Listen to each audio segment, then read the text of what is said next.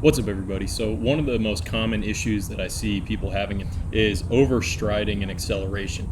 So when we talk about overstriding, usually what we're talking about is that we're contacting too far in front of the body and we're trying to pull ourselves across the track as opposed to striking in the right spot so we can launch ourselves off the ground into the next stride. Coming out of the blocks, it's pretty common to see that people push out, reach out in front of them, and try to pull themselves across the ground. Now, there's a few issues with that. For one, it's a mechanically disadvantageous way to move.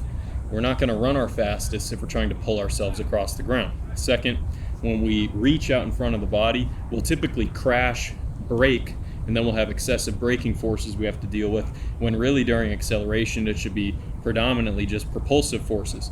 When we reach max velocity, braking forces and propulsive forces equal out, which is why you reach maximal velocity and you can't run any faster. But when we're accelerating, the propulsive forces we produce need to overcome any braking forces. And if we can get our strike into the ground in the right spot at the right time and in the right direction, then we're going to have a better ratio of propulsive versus braking forces, and that's going to allow us to accelerate. Now, how do we do that? Well, we have to put our foot down at the right spot. So in the first step or two, it should be under or behind the hips. Then as we rise, it'll move a little bit forward, and then eventually when we're in upright sprinting, we'll be contacting just under or just in front of the chest. But for acceleration, we need to be aiming under the hips or behind the hips, especially in the first few steps.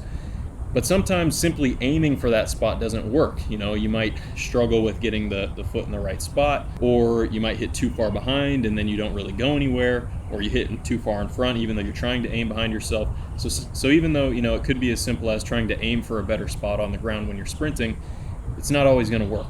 So the best cue that I've found to work for minimizing any kind of overstriding during acceleration is that when you drive your knee, you want to feel the bend in your knee like you're bringing your calf to your hamstring, and that when you're launching out of the blocks, the first thing you're going to feel is driving the knee up but not letting the foot swing out in front of you. I think a lot of the times when we see issues of overstriding, the real cause of it is that as we drive our knee and we come out of the blocks or out of the first couple steps, is that we're letting the foot swing open, and it's going to take time and space for that leg to close back up to hit the ground in the right spot. So if we can eliminate that opening of the knee in the first couple steps, keep the knee pretty acute when we drive it up and forward, that will allow us to strike back in the right spot. So let's try it out, see how it feels, and go from there. Now, before we get in the blocks and demonstrate it in a sprint, I want to show you a little bit more of what I mean.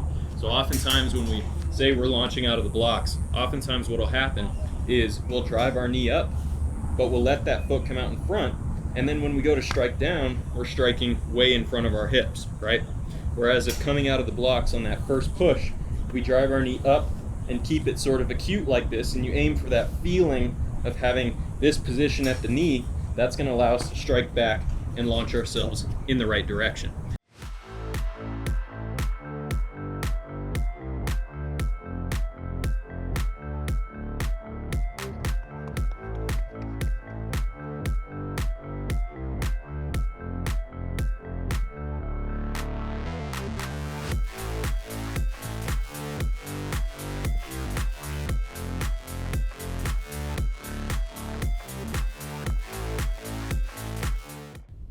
All right, so at the beginning of the session, I did a couple starts just with no cues, just kind of going with my normal technique, and I did have a little bit of overstriding going on, and I ran about 190 to the 10 meters. Then when I introduced the cue of keeping the knee closed and just kind of driving the knee with that calf to hamstring type of feeling, not letting the foot swing open or letting the knee swing open when you drive the knee forward in those first few steps at least, then I went down to a 183. So from 190 to 183, that's 0.07. That's almost a tenth of a second. This may not work for everybody, but I think it's a good cue for most people to try because it's really simple. You don't have to think about anything complex. You just drive the knee and try to keep that knee angle closed, and then your leg will come back down to the track on its own. You're not gonna have to think about it or anything like that. So a cue like this, just drive the knee and keep it closed, or calf to hamstring when you drive the knee. I think it's a good simple way to teach acceleration, especially early acceleration. Now, as you continue to accelerate through 20, 30, and 40, you're going to continue to rise, and yeah, where you strike on the ground is going to change. But you don't really have to think about it. If you get the first few steps right, usually the rest of the race will set itself up pretty well. But if you get the first few steps wrong, you're going to be in a weird position. It's going to be hard to come out of that, and you're probably not going to be able to execute the best race possible. So remember, when you're coming out of the blocks, you really want to keep the knee closed, drive the knee up, keep the knee angle closed, and then just let that leg attack back at the track. And if you do that, you're going to accelerate well, have a good start. And if you have a good start, you'll probably have a good race.